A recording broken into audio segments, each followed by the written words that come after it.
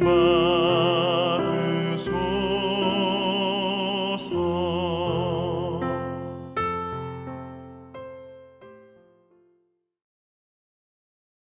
사도신경으로 신앙 고백 드리겠습니다. 전능하사 천지를 만드신 하나님 아버지를 내가 믿사오며 그 외아들 우리 주 예수 그리스도를 믿사오니 이는 성령으로 잉태하사 동정녀 마리아에게 나시고 본디오 빌라도에게 고난을 받으사 십자가에 못 박혀 죽으시고 장사한 지 사흘 만에 죽은 자 가운데서 다시 살아나시며 하늘에 오르사 전능하신 하나님 우편에 앉아 계시다가 저리로서 산자와 죽은 자를 심판하러 오시리라. 성령을 믿사오며 거룩한 공예와 성도가 서로 교통하는 것과 죄를 사하여 주시는 것과 몸이 다시 사는 것과 영원히 사는 것을 믿사옵나이다. 아멘. 오늘 은혜 받으실 하나님의 말씀은 마태복음 22장 15절에서부터 22절까지의 말씀입니다. 이에 바리새인들이 가서 어떻게 하면 예수를 말의 올무에 걸리게 할까 상의하고 자기 제자들을 헤롯 당원들과 함께 예수께 보내어 말하되 선생님이여 우리가 아노니 당신은 참되시고 진리로 하나님의 도를 가르치시며 아무도 꺼리는 일이 없으시니 이는 사람을 외모로 보지 아니하심이니이다. 그러면 당신의 생각에는 어떠한지 우리에게 이르소서. 가이사에게 세금을 바치는 것이 옳으니이까 옳지 아니하나이까 하니 예수께서 그들의 악함을 보시고 이르시되 외식하는 자들아 어찌하여 나를 시험하느냐. 세금 낼 돈을 내게 보이라 하시니 데나리온 하나를 가져왔거늘 예수께서 말씀하시되 이 형상과 이 글이 누구의 것이냐. 이르되 가이사의 것이니이다. 이에 이르시되 그런즉 가이사의 것은 가이사에게 하나님의 것은 하나님께 바치라 하시니 그들이 이 말씀을 듣고 놀랍게 여겨 예수를 떠나가니라. 아멘.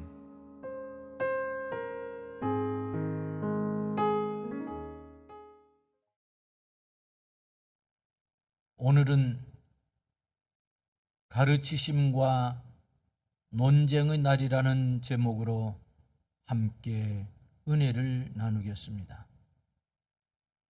본문은 성고난주간의 셋째 날인 화요일에 있었던 사건과 교훈을 기록하고 있는 21장 23절에서 26장 16절 가운데에서도 예수님께서 유대 종교 지도자들과 벌린 각종 논쟁과 그와 연관해서 주신 교훈들을 기록하고 있는 연속 부분입니다. 이같이 본문에서는 소위 납세 논쟁이라 불리는 논쟁 기사를 소개하고 있습니다. 이러한 납세 논쟁의 특징을 살펴보면 첫째로 바리새인과 헤롯 당원들이 함께 연합하여 예수님께 와서 납세 문제를 제기했다는 데 있습니다. 사실 바리새인과 헤롯 당원은 서로 상태적으로 어울릴 수 없는 집단이었습니다. 그들은 평소 적대 관계에 있었으며 사상적으로도 공통점을 전혀 찾아볼 수 없었습니다. 특히 그들은 세금 문제에 있어서는 더욱 첨예한 대립을 보이고 있었습니다.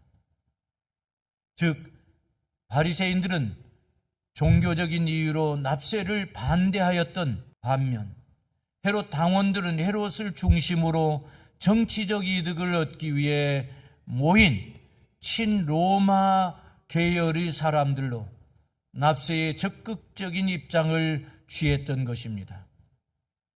그럼에도 그들이 서로 연합하여 예수님께 찾아온 사실에서 우리는 진리를 대적하는 일에 있어서만큼은 하나가 되는 불의의 세력의 면모를 발견하게 됩니다.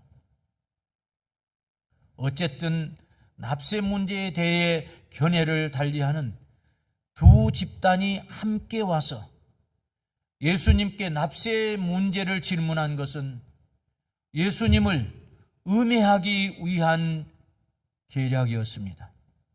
즉 예수님께서 로마 정부에 대한 납세를 찬성하면 바리새인들이 나서서 예수님을 반민족주의자로 매도함과 아울러 유일한 왕이신 여호와 하나님께 거여가는 자로 정죄하고, 반대로 예수님께서 로마 정부에 대한 납세를 반대하면 이번에는 헤롯 당원들이 예수님을 로마 황제에 대해 반역을 선동하는 자로 고발하려 했던 것입니다.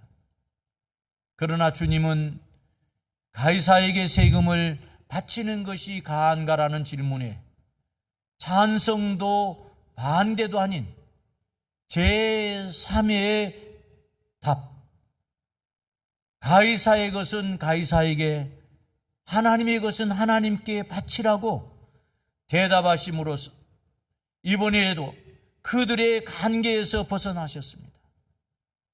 여기서 우리는 주님이 지니신 신적 지혜를 다시 한번 확인하게 됩니다.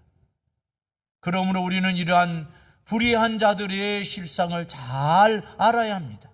그리고 그들이 비록 연합하여 대적한다고 할지라도 그것을 당연한 현상으로 이해하고 지혜롭게 대처해야 합니다. 아울러 성도들은 불의한 자들과 같이 세속적 이해관계에 따라 모이고 흩어질 것이 아니라 하나님의 뜻과 말씀에 따라 모이고 흩어지기에 힘써야 하겠습니다. 둘째로, 성도는 가장 모범적인 시민이 되어야 합니다. 21절에 보면 예수님께서는 가이사에게 세를 바치는 것이 가한지 불가한지를 묻는 자들을 향해 가이사의 것은 가이사에게, 하나님의 것은 하나님께 바치라고 대답하셨습니다. 즉 이것이냐 저것이냐를 요구하는 자들에게 이것도 저것도 아닌 제3의 대답을 주신 것입니다. 이로써 주님은 바리새인들과 헤롯 당원들의 음모를 지혜롭게 벗어나실 수 있었습니다. 그러나 이는 단지 주님께서 당면한 위기를 벗어나기 위해 주신 말씀은 아니었습니다. 이는 국가와 하나님에 대한 우리의 의무를 분명하게 지적해 주신 말씀이라고 할 수 있습니다. 여기서 우리는 성도의 국가에 대한 의무를 생각해 볼 필요가 있습니다. 주님은 가이사의 것은 가이사에게 바치라고 하셨습니다. 주님은 이 세상에서 국가라는 공동체 안에서 살아가는 사람으로서 국가에 대한 의무를 이행하는 것이 당연하다고 보신 것입니다. 우리 성도가 가져야 할 국가관을 제시해 주신 것이었습니다. 성도는 자기가 속한 사회에서 가장 모범적인 시민이 되어야 합니다. 셋째로, 성도에게는 반드시 지켜야 할 하나님께 대한 의무도 있습니다. 다시 21절에 보면 예수님께서는 하나님의 것은 하나님께 바치라고 하셨습니다. 이것은 성도들에게 요구되는 영적 의무를 분명히 하신 말씀입니다. 이는 우리가 본래적으로는 또 궁극적으로는 천국의 시민이기 때문에 감당해야 할 아주 특별한 의무입니다. 그렇다면 우리가 하늘 시민으로서 지켜야 할 의무는 무엇입니까? 여러 가지가 있습니다. 다만 핵심적인 것 몇 가지만 말씀드리면 다음과 같습니다. 먼저는 주의를 거룩히 지키는 것입니다. 하나님은 우리에게 안식일을 기억하여 거룩히 지키라고 명하셨습니다. 안식일은 오늘날의 주일입니다. 주일은 우리가 개인적으로 사용해도 좋은 날이 아닙니다. 주의 날이란 말이 의미하듯이 우리는 이 날을 주를 위해 드려야 합니다. 주의 전에 모여서 예배를 드리고 병든 자나 낙심한 자들 및 과부와 고아들을 찾아가서 위문하는 일을 비롯하여 주께서 명하시고 기뻐하시는 일들을 행하는 것이 마땅합니다.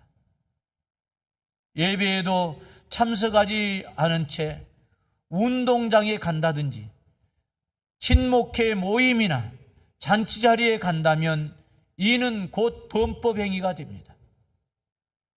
또한 11조를 구별하여 드리는 것입니다.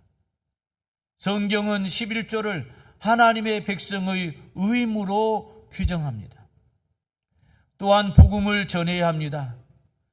복음 전파는 주님께서 당신의 제자된 자들에게 남기신 최후의 명령으로 이 또한 우리가 반드시 지켜야 할 의무입니다. 그러므로 우리는 이 복음 전파의 의무를 성실히 수행해야 하겠습니다. 사도 바울은 복음을 전하지 않으면 자기에게 화가 미치게 될 것이라고 하였습니다. 그가 하나님께 대한 의무에 얼마나 충실했는지 잘 보여주는 예라고 하겠습니다. 결론을 맺으려고 합니다. 사랑하는 성도 여러분, 세상에 대한 의무를 성실하게 이행하고 있습니까? 참으로 잘하는 일입니다. 아울러 하나님께 대한 의무도 성실하게 이행함으로 천국 시민으로서의 도리를 다하고 그 나라의 왕이신 하나님께 칭찬을 들을 수 있는 광장교회 성도님들이 되시기를 축원합니다. 아멘.